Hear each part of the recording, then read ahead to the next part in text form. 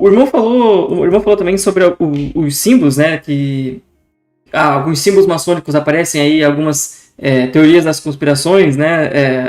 Citou, por exemplo, desse olho que tudo vê. Aí no Rio Grande do Sul mesmo, tem uma igreja lá meu Deus, como é que é o nome do lugar? Próximo de Santa Rosa, mas me fugiu o nome do lugar certinho. Que tem um pentagrama invertido no altar da igreja. Lá em Belém, onde eu estava, na verdade eu estava em Santarém, mas no Pará, onde eu estava, tem uma catedral que tem um estéquina do Rita Dona Iramita no altar também. O irmão acredita que a falta de informação, ou de repente a desinformação, porque hoje em dia a gente vê muita gente que nunca pisou dentro de um templo maçônico sabe falar de tudo que acontece lá dentro, né? O cara nunca pisou, mas ele sabe, não, porque lá bode que eles matam, enfim, aquelas velhas histórias.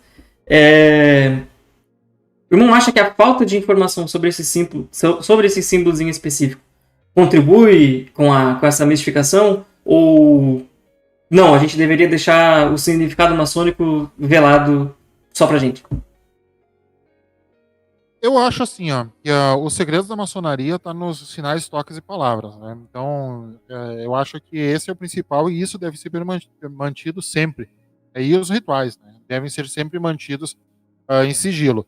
A questão de símbolo, qual a cidade que não tem um marco maçônico, um templo, ou uma estátua, ou alguma coisa, um marco maçônico? A maioria, eu acho que tem, né? Então, as cidades têm, porque ali está dizendo que a maçonaria está ali, assim como o Rotary também tem, né? Então, nós estamos aqui, a gente está envolvido na sociedade, né? Então, quando eu vejo assim os símbolos da maçonaria, eles estão todos dentro da Igreja Católica. Você vai entrar numa capela católica tradicional, tu vai ver todos os símbolos ali, e não só isso, tu vai ver colunas zodiacais, tu vai ver, embora na Igreja Católica chame de outro nome, tem outra forma, a alegoria mesmo. Tu vai ver lá colunas, tu vai ver um altar, aí tu olhando a capela de cima, tu vai ver que o altar tá lá no leste, e olhando de cima, a capela forma uma rosa cruz. Tudo isso tá implícito nas catedrais, né? Tem um livro muito legal do Fulcanelli, inclusive, O Mistério das Catedrais, que eu recomendo para os irmãos. Mas tá tudo isso intrínseco, né? Então, os símbolos maçônicos, a maçonaria, por ser uma ordem de construtores que originaram as catedrais medievais, ela começou lá com os construtores das catedrais medievais, é óbvio que a maçonaria vai emprestar muito desses símbolos. Então, não existe nenhum símbolo macabro na maçonaria. Por exemplo, bode, por exemplo, pentagrama invertido. Não tá em lugar nenhum. O bode vira um folclore hoje, né? O teu canal tem o nome de bode, a conversa de bode, né? Mas é um folclore, não é um símbolo maçônico, é uma coisa folclórica, né? Não tem bode na maçonaria. Aí o pessoal diz, mas o bode é porque ele não fala. Bom, gato também não fala, né, gente? Então não é por isso, né? Então, a gente tem que entender que as explicações, a maçonaria, eu comparo muito ela com um clube social, tá? Qual que é o clube social? Tu tá num clube social. Para te usar a piscina, tu tem que ter um título de sócio. E aí tu pode usufruir. Então a maçonaria, para te utilizar o templo, isso ali, você tem que ser membro. E é isso. Quem não é sócio do clube não entra na piscina dele. Quem não é maçom não entra num templo maçônico. É simples, é bem simples, para falar a verdade. Então, a maçonaria não tem rituais satânicos, não tem rituais sinistros, não tem invocações mágicas e tudo mais. E as pessoas pensam nisso. E ali eu vi que o Christian colocou dos auto-intitulados ex-maçons. Cara, assim, ó, dentro das igrejas evangélicas, eu tenho vários amigos evangélicos, que quanto maior o testemunho da conversão, maior é o status que o cara ganha na igreja.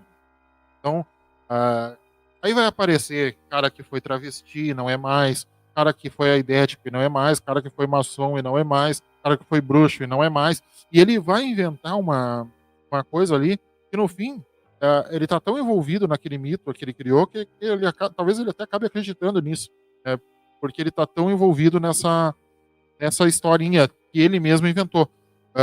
Então, quando eu vejo esses testemunhos de ex-maçons nas igrejas, eu tenho certeza que está muito vinculado a ele querer reforçar a posição dele, marcar território, dizendo que a fé dele fez com que ele vencesse algo difícil de ser vencido, né?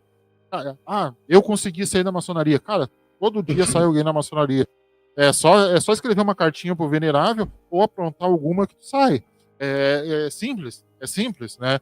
Deixa de pagar mensalidade, tu sai. Manda uma carta pro venerável e diz: eu não quero mais participar, tu sai. Ninguém tá preso, ninguém é prisioneiro dentro da maçonaria. Aí ninguém tem obrigação nenhuma de lealdade extrema, ilícita a qualquer irmão. Né? Não existe essa obrigação. Então as pessoas, elas preferem acreditar realmente. E a sociedade que nós temos, uma pesquisa que eu li recentemente diz que 95% das pessoas que são terraplanistas não concluíram o ensino o primário, nem o fundamental, não concluíram o primário, não fizeram a 4ª série.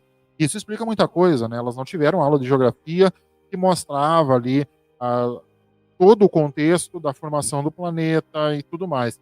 E também são pessoas extremamente religiosas, porque elas levam a Bíblia no sentido literal. Então, Jesus esteve no alto de um monte em que ele conseguia enxergar todos os reinos da Terra. Numa superfície plana para acontecer isso. Então a Bíblia, a Terra é plana, então a Terra é plana.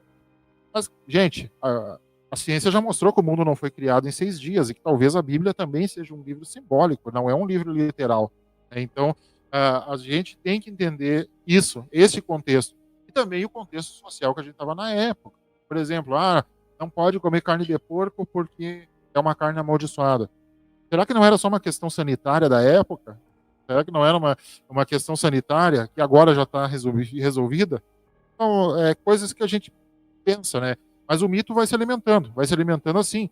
Não pode comer manga com leite.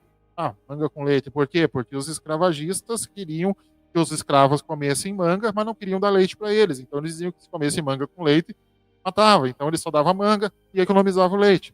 E aí surge o mito. Se tu comer manga com leite, tu vai morrer.